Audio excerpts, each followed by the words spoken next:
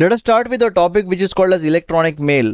तो कुछ बताने की ज़रूरत तो नहीं लग रही मुझे, इलेक्ट्रॉनिक मेल तो बहुत बार यूज़ किया है आपने, Gmail, Yahoo, these are nothing but an electronic mail. But whenever we talk about the electronic mail, this electronic mail is having an architecture, and that architecture you can see it in 4 scenarios. Okay, architecture 4 scenario में आप देख सकते हो. इसका first scenario ये है कि भाई मेरा जो एलिस है एंड मेरा जो बॉब है, they both are having the same mail server. दोनों का जीमेल का ही अकाउंट है, अज्यूम कर लो.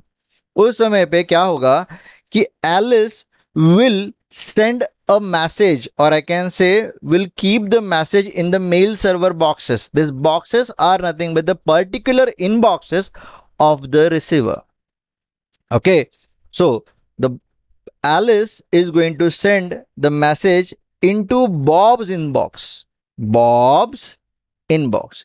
Then Bob is going to pull that message. Bob is going to pull that message to receive it, or I can say to read it. तो एक scenario है जब दोनों का, बॉब एंड एलिस का, दोनों का मेल सर्वर एक ही है. दूसरा सिनेरियो ऐसा है कि दोनों का मेल सर्वर अलग है. मतलब ये है जीमेल, ये है आपका याहू. उस समय पे क्या होगा? उस समय पे आपका Alice will send a message to MTA client. MTA is for a message transfer agent. Okay, तो एलिस MTA क्लाइंट के पास डेटा पुश करके रख देगा. ठीक है, देन MTA सर्वर के पास ये क्लाइंट डेटा सेंड करेगा. देखो, डेटा सेंड कर कौन रहा है? डेटा सेंड कौन कर रहा है? एलिस. कहां पे पहुंचना है? तो बॉब के पास. तो बॉब का जो मेल सर्वर है that will be having an MTA server. Okay, और ये हो गया client. He wants to communicate with this MTA server. अभी एलिस का मेल सर्वर का MTA client will communicate with Bob का मेल सर्वर का MTA server, and he will keep the message in Bob's inbox. Boxes बोल लो, Bob's boxes. Then Bob का काम क्या है? बॉब के यूए का काम क्या है? यूए का मतलब होता है यूजर एजेंट. क्या करेगा? इस मैसेज को पुल करेगा. बोलेगा भाई यार मैसेज देखना है मुझको, दिखा. That's it. थर्ड सिनेरियो में क्या होगा? सब कुछ वैसा ही है, लेकिन यहां पे हम लोग मेल सर्वर को कनेक्टेड है बट यूजिंग लैन और वैन. ठीक है, थोड़ा फर्क है, देख लेना इसको. यहां तक का प्रोसेस एग्जैक्टली सेम, इधर का प्रोसेस थोड़ा चेंज हुआ. क्या चेंज हुआ? कि जो एलिस है वो जो मेल सर्वर से कनेक्टेड है, शी इज और he is connected directly by LAN और वैन. Now what happens?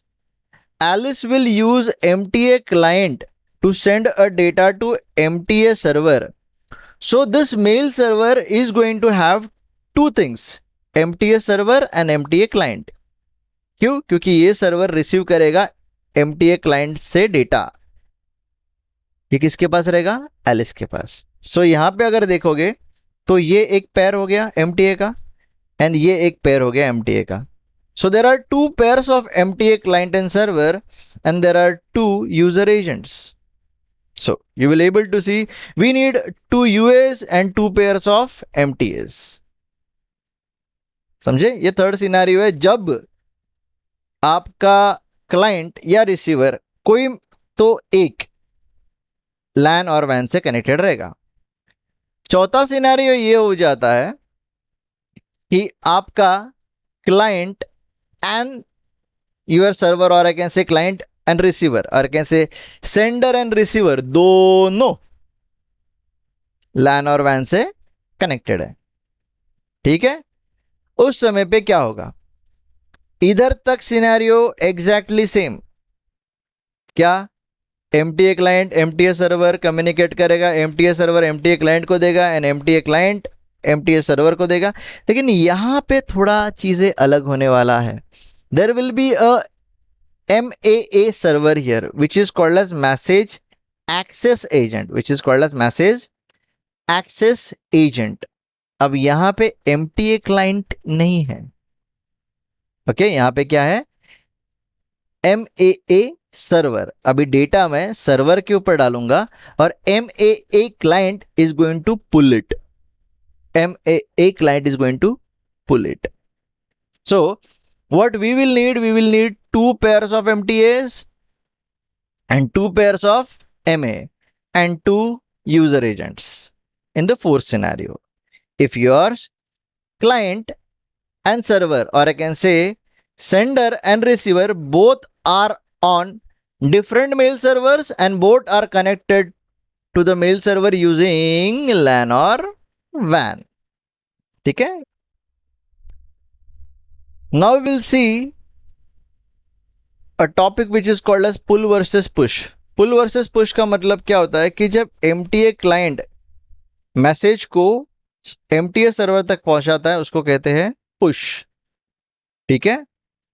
अब जब माँ क्लाइंट सर्वर से मैसेज को पुल करता है, माँ सर्वर से मैसेज को पुल करता है, इसको कहते हैं क्लाइंट पुल्स मैसेजेस, को कहते हैं पुल, समझे।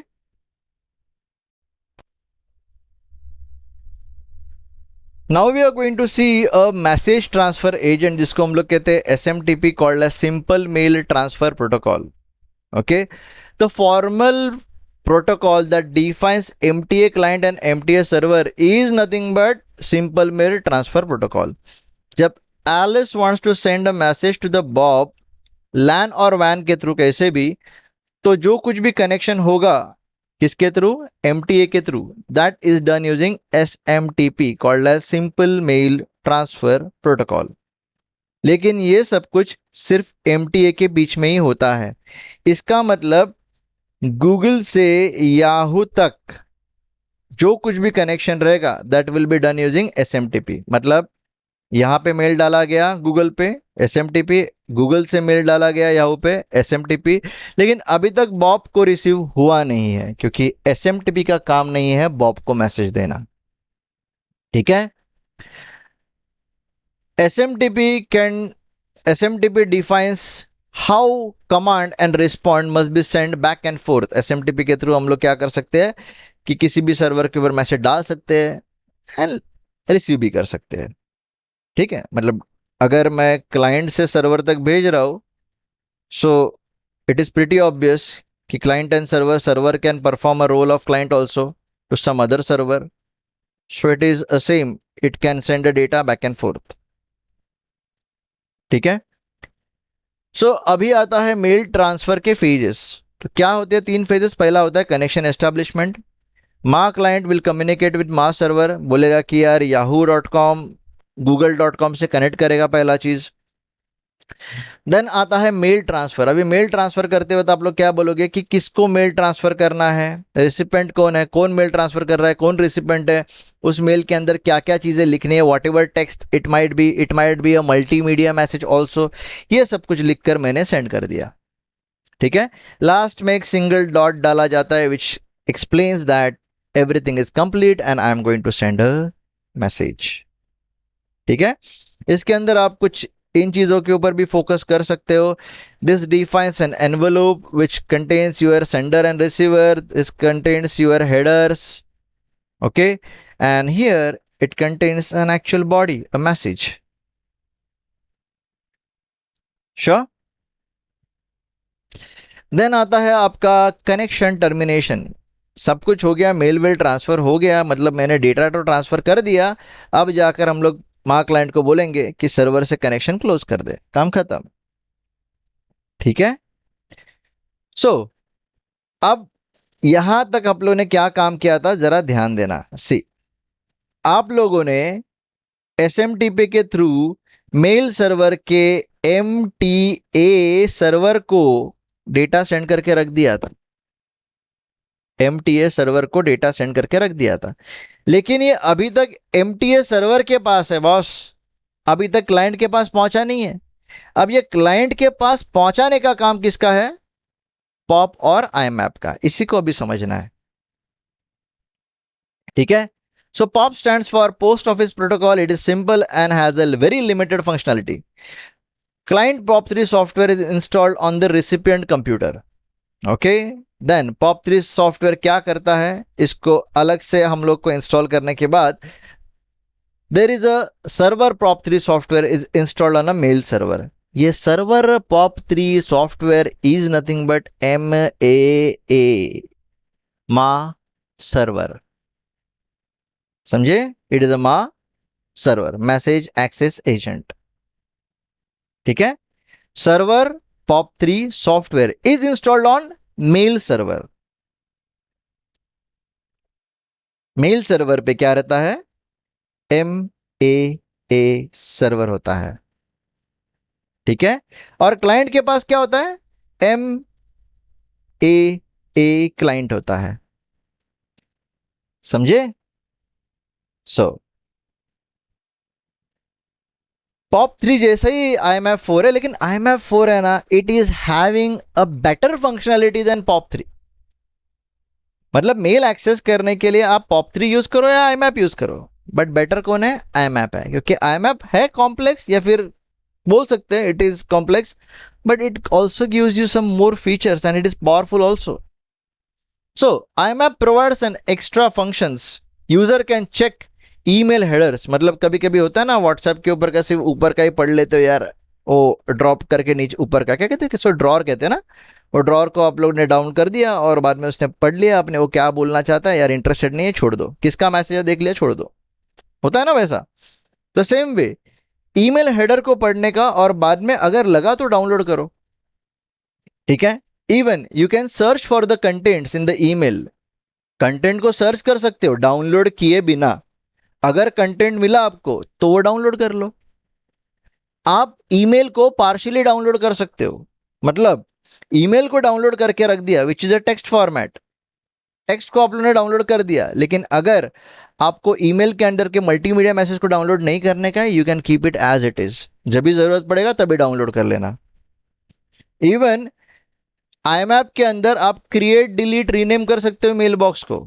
बोल सकते हो पर्सनल, ऑफिस, ऐसे वैसे अलग अलग सर्वर्स को आप लोग नाम दे सकते हो, या कैन से इनबॉक्सेस को नाम दे सकते हो. And even you can create a hierarchy. Office में भी it is urgent, it can be delayed and all, ऐसा ऐसा सारा हायरार्की बना के रख सकते हो. हायरार्की मतलब पता है ना, कुछ ऐसा. ठीक है. You can do it. It is only, it can be done in IMAP. ठीक है.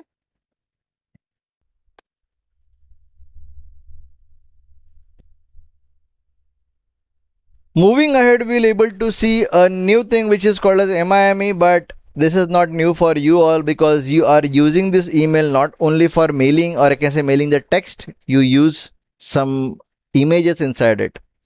तो जब आप लोग इमेजेस यूज करते हो मेल के अंदर, तब ये इमेजेस या फिर वीडियोस या फिर what ever content it may be, ये जाता कैसे है? ये जाता है मल्टीपर्पज इंटरनेट मेल एक्सटेंशन के through. Okay.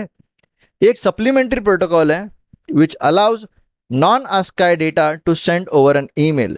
MIME transforms the non-ASCII data at the sender site using a NVT ASCII data. Okay. जो क्लाइंट एंड सर्वर के अंदर कम्युनिकेशन करने के लिए हेल्प हो जाएगा, क्योंकि NVT ASCII डेटा इसलिए यूज होता है कि क्लाइंट एंड सर्वर के बीच में एक स्टैंडर्ड मेंटेन रहे, इसके लिए NVT ASCII डेटा यूज होता है. ठीक है. So this is how it is done. whenever you are going to send an email which is a non-ASCII code, at that time it will use an MIME extension, जिससे क्या हो जाएगा, आपका image या फिर कुछ भी चीजें हैं, जो कुछ भी चीजें हैं, it will be sent using NVT ASCII. ठीक है. Now, MIME send करते वक्त we defined some headers. MIME defines 5 headers that can be added to the original made header section to define a transformation parameters, which defines the transformation parameters. पहला है MIME version, content type, then content का transfer encoding, then content ID and content description. Version, you know it, version क्या हो सकता है, it is a MIME type version. Content ID मतलब content को एक नंबर दिया जाता है उसको हम लोग कंटेंट आईडी कहते हैं, कंटेंट का description. The main important thing which we have to focus is the type and transfer encoding. Content का टाइप क्या है जो सेंड कर रहा हो, और इसको ट्रांसफर करने के लिए क्या एनकोडिंग यूज किया गया है। So this is your email header and it is your email body and this is your MIME header. क्या है ये? MIME हेडर है, ठीक है। नॉर्मल मेल को ही लगा के भेज रहा हूं मैं। इसके अंदर का कंटेंट टाइप क्या बताता है? टाइप एंड सब टाइप बताता है। तो टाइप एंड सब टाइप को देख लेते हैं। सो कंटेंट टाइप के अंदर होता है टेक्स्ट और दूसरा होता है multi body. Text, it is a normal message which is a plain text or an HTML. Multi-part, the body contains a multiple independent parts. The multi-part header needs to define the boundary between each part. क्योंकि एक file के बारे में दूसरा file के बारे में तीसरा फाइल, ऐसा कोई लिमिट है क्या कि एक ही फाइल भेज सकते हैं? समझे? सो डेटा टाइप एंड सब टाइप्स ऑफ MIME। टाइप रह सकता है, मल्टी टाइप रह सकता है, मैसेज रह सकता है, इमेज के फॉर्मेट्स बताए गए हैं, videos and audio and application. These are the sub types which we are going to send using an MIME। तो MIME इतने चीजों को सपोर्ट करता है, समझे?